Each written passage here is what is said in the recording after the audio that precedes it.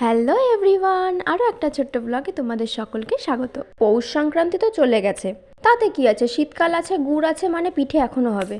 দেখো, সংক্রান্তিতে পিঠে তো আমরা খেয়েছি, তবে ওই যে আমার বাপের বাড়ি শ্বশুর বাড়ি দুই জায়গার এক জায়গাতেও স্বাদ নেই। ফলে আমার যখন যেটা খেতে ইচ্ছে করে আমার শাশুড়ি মাকে বলি, সে আমাকে করে দেয়। তবে আজকের ইচ্ছাটা আমি নিজেই পূরণ করলাম। হ্যাঁ, তোমরা ঠিকই ধরেছো, আমি পিঠে বানানোর প্রস্তুতি নিচ্ছি। আমার হাজব্যান্ডকে বলেছি নারকেলটা ভেঙে দিতে, আমাকে নারকেলটা ভেঙে দিয়েছে, আমি সেটাকে ভালোভাবে কুড়িয়ে নিয়েছি। এবার চলে এসেছি নারকেলটা সুন্দর করে ভেজে নেব গুড়ের সঙ্গে। দেখো, প্রথমত আমি কোনোদিনও কোনো পিঠে বানাইনি, এই পিঠে নিয়ে তেমন কোনো আইডিয়া আমার নেই, আমি আমার শাশুড়ি মায়ের কাছ থেকে শুনে নিয়েছি।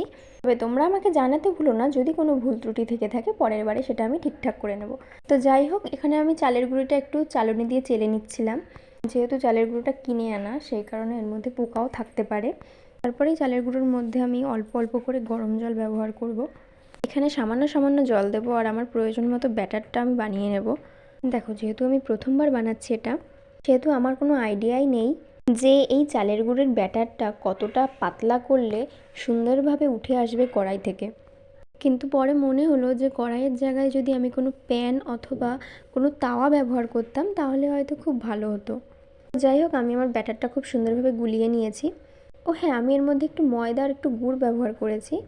দেখো, প্রথম পিঠেটা বানাতে গিয়ে কেমন কচু শাক হয়ে গেছে, তাই ওটাকে বাদ দিয়ে তার পরেরটাই চলে এলাম।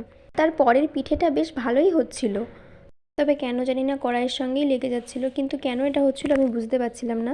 আমি কিন্তু এই পিঠেটা প্রথমবারই বানাচ্ছি, তবে প্রথমবারের তুলনায় আমার পিঠেগুলো কিন্তু অনেকটাই সুন্দর হয়েছে।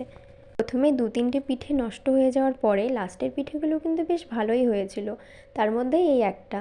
তবে তোমাদের কেমন লাগলো ভিডিওটা অবশ্যই কিন্তু জানিও।